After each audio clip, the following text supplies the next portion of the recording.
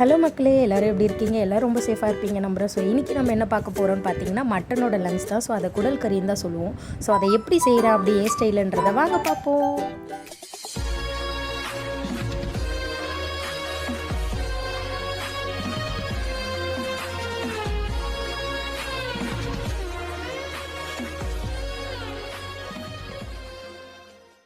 நம்ம குழம்ப வந்து எப்படி செய்ய போகிறோம்னு பார்த்தீங்கன்னா குக்கர்லேயே தான் மக்களே ஃபுல்லாகவே செய்ய போகிறோம். தக்காளி வெங்காயம் எல்லாமே இதிலே வந்து வதக்கி எடுத்துகிட்டு இதிலே தான் வேக விட போகிறோம். ஸோ ஃபஸ்ட்டு எண்ணெய் ஊற்றிப்போம். எண்ணெய் வந்து இது ஒன்றும் இல்லை, சிக்கன் 65 வறுத்த எண்ணெய் தான். ஸோ அதனால தான் அந்த மாதிரி இருக்குது. ஸோ எண்ணெய் விட்டுட்டதுக்கப்புறம் நம்ம ஸ்பைசஸ் எல்லாம் கொஞ்சம் ஆட் பண்ணி அப்படியே எண்ணெயில் கொஞ்சம் வதக்கி எடுத்துப்போம். நெக்ஸ்ட்டு வந்து என்ன ஆட் பண்ண போகிறோன்னா வெங்காயம் தான். வெங்காயம் வந்து பார்த்திங்கன்னா இன்றைக்கி 3 வெங்காயம் எடுத்திருக்கேன் நான். மீடியம் சைஸ் வெங்காயம் வந்து 3 வெங்காயம் வந்து ஏன் குவான்டிட்டி நான் சொல்கிறேன்னா, நான் வந்து 2 லங்ஸு வாங்கியிருக்கேன் இன்றைக்கி. மட்டனோட லங்ஸு 2 வாங்கியிருக்கேன். ஸோ அதனால் 3 வெங்காயம் இன்றைக்கி ஆட் பண்ணியிருக்கேன். வெங்காயம் பாருங்கள் நல்லா இந்த மாதிரி வதங்கி வரணும். எப்போவுமே நான் சொல்கிறது தான், வெங்காயம் எவ்வளோ வதங்குதோ அவ்வளோத்துக்கு அவ்வளோ நம்மளோட எந்த ஒரு குழம்பா இருந்தாலும் டேஸ்ட்டாக இருக்கும். ஸோ நல்லா வதங்கி வரும்போது என்ன பண்ணுறோன்னா 2 டேபிள் ஸ்பூன் வந்துட்டு இஞ்சி பூண்டு பேஸ்ட் ஆட் பண்ணி, பழமான ஒரு தக்காளியாக ஒரு 3 மீடியம் சைஸ் தக்காளி எடுத்துக்கோங்க. நல்லா ஃபைனாக இந்த மாதிரி வந்து கட் பண்ணி வச்சுட்டு அதையுமே ஆட் பண்ணிவிடுங்க. நல்லா எல்லாமே சேர்ந்து மொத்தமாக வதங்கி வரும்போது நான் என்ன பண்ணிட்டேன்னா கடலைப்பருப்பு வந்து ஆட் பண்ணோம். இதுக்கு மெயினான ஒரு விஷயமே கடலைப்பருப்பு. நான் அதையே மறந்துட்டேன், திக்னஸ் கொடுக்கும். ஸோ அதனால் நான் என்ன பண்ணிட்டேன்னா தாளித்து வந்து தனியாக கொட்டிட்டேன். நான் திருப்பி வந்து இதிலே ஆட் பண்ணிட்டேன். ஸோ அதனால் கிளிப்பிங்ஸ் உங்களுக்கு போட்டிருக்கேன் நான். அப்புறம் இப்போ ஸ்பைசஸ் தான் வந்து நெக்ஸ்ட் ஆட் பண்ண போகிறோம். தனி மிளகாய் தூள் 1 ஸ்பூனு, கலந்த தூள் 1 ஸ்பூனு, அப்புறம் மட்டன் மசாலா. நான் யூஸ் பண்ணுறது மேஜிக் தான், எல்லாத்துக்குமே மேஜிக் தான். ஸோ அதனால் மேஜிக் மசாலா போட்டுக்கிறேன். அண்ட் வந்து கரம் மசாலா 1 ஸ்பூன் போட்டு தேவையான அளவு உப்பு போட்டுக்கோங்க. மஞ்சள் பொடியோட கிளிப்பிங்கையும் நான் மறந்துட்டேன் மக்களே. மஞ்சள் பொடி ரொம்ப மெயின். ஸோ மஞ்சள் பொடி கண்டிப்பாக போடுங்க. அந்த கவுச்சி வாடையை அதுதான் எடுக்கும். ஸோ மஞ்சள் பொடி நான் போட்டேன், பட் ஆனால் கிளிப்பிங் தான் எடுக்க மறந்துட்டேன். சாரி மக்களே.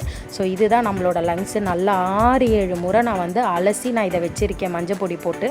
அதே மாதிரி நீங்களும் நல்லா வந்து க்ளீன் பண்ணி வச்சுட்டு நீங்கள் பண்ணிங்கன்னா தான் உங்களுக்கு அந்த கவுச்சி வாடை வந்து வரவே வராது சுத்தமாக. ஸோ அதனால் எவ்வளோத்துக்கு எவ்வளோ நம்ம வந்து க்ளீன் பண்ணுறோமோ அவ்வளோத்துக்கு அவ்வளோ நல்லாயிருக்கும் மக்களே. அந்த வாடை எதுவுமே இல்லாமல் வரும். ஸோ தண்ணி வந்து இப்போ ஆட் பண்ணுறேன் நான். இந்த கறி ஆட் பண்ணதுக்கப்புறம் தண்ணி ஆட் பண்ணுறேன். தண்ணி வந்து பாருங்கள் என்ன லெவலுன்றதை நான் சொல்கிறேன். அந்த கறியும் அந்த தண்ணியுமே வந்து சமமாக இருக்கணும். அந்த அளவுக்கு தான் தண்ணி ஊற்றணும். பாருங்கள் நான் சைடில் காமிப்பேன், உங்களுக்கு தெரியும். அந்த அளவுக்கு தான் தண்ணி இருக்கணும். தண்ணி அதிகமாகவும் போகக்கூடாது, கம்மியாகவும் போகக்கூடாது. ஸோ அப்போ தான் கறி கரெக்டாக வெந்து வரும். பாருங்கள் உங்களுக்கு சைடில் நான் காட்டுறேன் பாருங்கள். தண்ணி அந்த அளவுக்கு தான் இருக்கணும். ஸோ தண்ணி ஊற்றிட்டு நம்ம நல்லா மிக்ஸ் பண்ணி விட்டுட்டு குக்கரை வந்து மூடி விசில் விட்டுருவோம். விசில் வந்து எத்தனை விசில் விடுறோன்னா 7 to 8 விசில் வந்து விடலாம் மக்களே. ஏன்னா இது வெந்து வர கொஞ்சம் லேட் ஆகும். ஸோ அதனால் நல்லா 7 to 8 விசில் மீடியம் ஃப்ளேமில் வச்சே விடுங்க. ஸோ நல்லா வெந்து வரும், நல்லாவும் இருக்கும் டேஸ்ட்டாக. ஸோ இந்த மாதிரி வெந்து வந்த அப்புறம் ஓப்பன் பண்ணிவிட்டு இந்த மாதிரி நல்லா மிக்ஸ் பண்ணி விட்டுட்டு ஓப்பன் பண்ணியும் நல்லா கொதிக்க விடுங்க குழம்பை. ஏன்னா நம்ம தேங்காய் அரைச்சி இதில் ஆட் பண்ண போகிறோம். ஸோ அதனால் கொஞ்சம் கொதிக்க விடுங்க குழம்பு. இப்போ பாருங்கள் உங்களுக்கு தெரியும். இந்த மாதிரி ஓப்பன் பண்ணி விட்டுட்டு நம்ம ப்ரெஷர் எடுத்து குக்கர்லேருந்து எடுத்துட்டு குக்கரோட மூடியை ஓப்பன் பண்ணி இந்த மாதிரி கொதிக்க விடுங்க.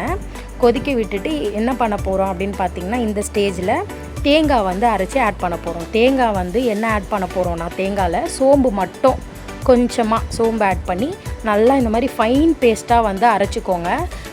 நீங்கள் வந்து ஒரு மாதிரி திரியாக அரைச்சிட்டிங்கன்னா அங்கங்கே அரையலைன்னா தேங்காய் ஒழுங்காக அரையலைன்னா குழம்பு நல்லா வராது மக்களே. ஸோ நல்லா வந்துட்டு ஃபைன் பேஸ்ட்டாக அரைச்சி இந்த மாதிரி வந்து ஊற்றி நல்லா கொதிக்க விடுங்க. கொதிக்க வச்சு நீங்கள் லாஸ்ட்டாக வந்து இந்த மாதிரி கொத்தமல்லி தூவி நல்லா ஒரு மிக்ஸ் பண்ணி எடுத்துட்டோன்னா நம்மளோட சூப்பரான குடல் கறி குழம்பு ரெடி ஆயிடுச்சு. பார்க்கவே சூப்பராக இருக்குல்ல. ஸோ நீங்களும் இதே மாதிரி கண்டிப்பாக உங்கள் வீட்டில் ஒரு முறையாவது என்னோடய ஸ்டைலில் குடல் கறி குழம்பை வந்து ட்ரை பண்ணுங்கள். இது நான் வெறும் லங்ஸு மட்டும் வச்சு தான் வந்து ட்ரை பண்ணியிருக்கேன். நெக்ஸ்ட்டு நான் வந்துட்டு அந்த குடல் மொத்தமே வந்துட்டு நான் சேர்த்து நான் செய்கிற மாதிரி ஒரு வீடியோ கண்டிப்பாக நான் வந்து ட்ரை பண்ணி எடுத்து போடுறேன். ஸோ இதை நீங்கள் வந்து ட்ரை பண்ணி பார்த்துட்டு கமெண்ட்ஸில் வந்து எனக்கு எப்படி வந்ததுன்றதை ஷேர் பண்ணுங்கள். நம்ம நெக்ஸ்ட் ஒரு வீடியோவில் பார்க்கலாம். பாய்.